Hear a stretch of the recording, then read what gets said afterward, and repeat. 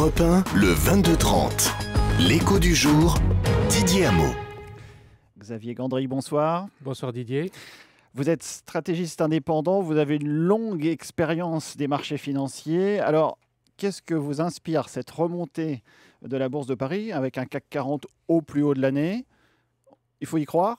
Tout à fait. Je pense que cette hausse des marchés est parfaitement justifiée. Elle était assez prévisible. Je l'avais évoqué en début d'année lorsque je disais que les politiques monétaires et budgétaires dans le monde allaient devenir à la marge un peu plus favorables ou moins défavorables.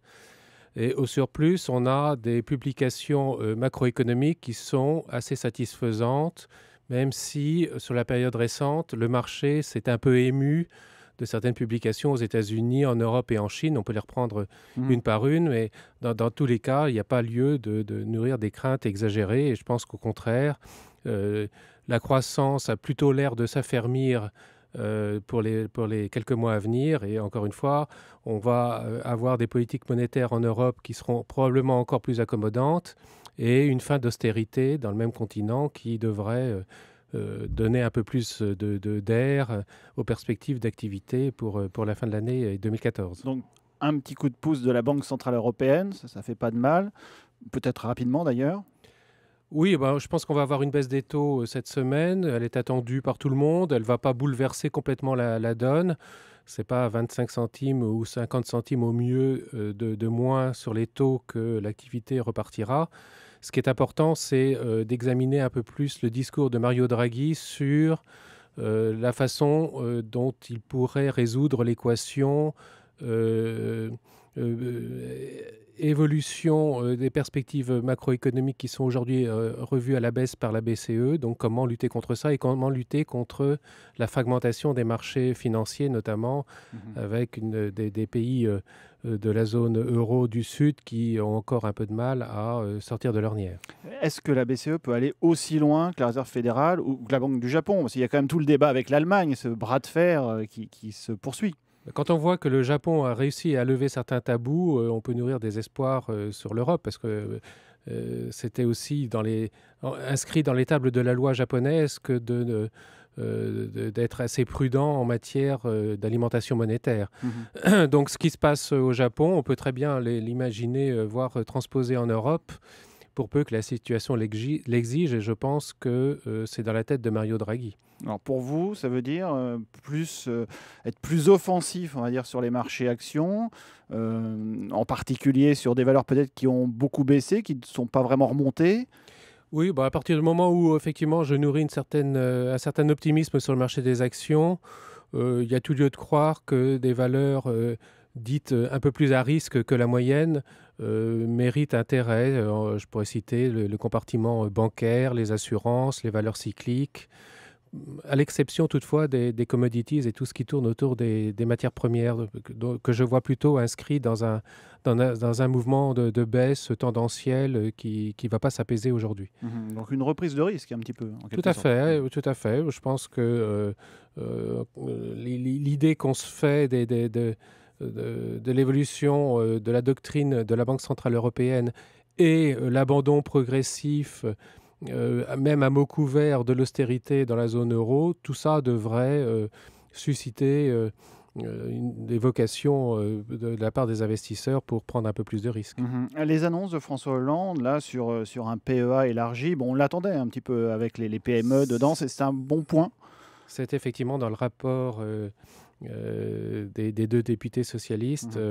C'est un bon point, effectivement. Ça permet probablement à un moment ou à un autre de diminuer le coût du capital, puisque vous savez que quand le prix des actions monte, ça diminue le coût du capital, et diminuer le coût du capital, c'est absolument déterminant pour les entreprises. C'est une façon pour elles de les inciter à investir. Donc, tout ça va dans le bon sens. Avec aussi l'esprit d'entreprise dès la 6e, enseigné aux enfants. Oui, ça, c'est encore un peu cosmétique, mais c'est toujours important de faire évoluer la culture de l'entreprise en France, qui est assez en déficit par rapport à d'autres pays. Oui, et peut-être une sinistrose qui est alimentée aussi peut-être par un manque de connaissances globalement, des données financières, des enjeux peut-être. Oui, il y a une mauvaise connaissance effectivement des logiques économiques en France, et puis la sinistrose, elle est nourrie aussi quand même par le fait que l'aggravation de la pression fiscale depuis quelques années et singulièrement depuis quelques mois est quand même assez forte. Et on a eu aussi des discours qui allaient dans dans des azimuts assez différents et assez opposés les uns des autres. Et donc un manque de visibilité du discours politique. Est-ce qu'il faut arbitrer? C'est une coquille quand même très utile, l'assurance vie. C'est vrai que les rendements baissent, mais d'un autre côté, il y a une protection fiscale qui est importante aussi bien dans les PEA que dans les assurances vie. Bien sûr, ce qui est vrai de l'assurance vie, il est vrai aussi de la caisse d'épargne. C'est-à-dire que les gens sont très sensibles à l'évolution nominale, même si l'évolution nominale reflète aussi un environnement déflationniste et donc en termes réels, la rémunération des livrets de caisse d'épargne et de l'assurance vie n'est pas négligeable. Mais il se trouve que l'évolution nominale étant orientée à la baisse, les clients souhaitent éventuellement prendre un peu plus de risques pour voir leur rémunération s'apprécier. Alors la prise de risque, on la voit aux États-Unis avec des marchés qui montent au plus haut, encore des records battus ces derniers jours. Ça vous inspire quoi? Parce que c'est quand même un petit peu effrayant de voir d'un côté des problèmes qui ne sont pas forcément résolus aux États-Unis, des problèmes budgétaires, puis de l'autre des records.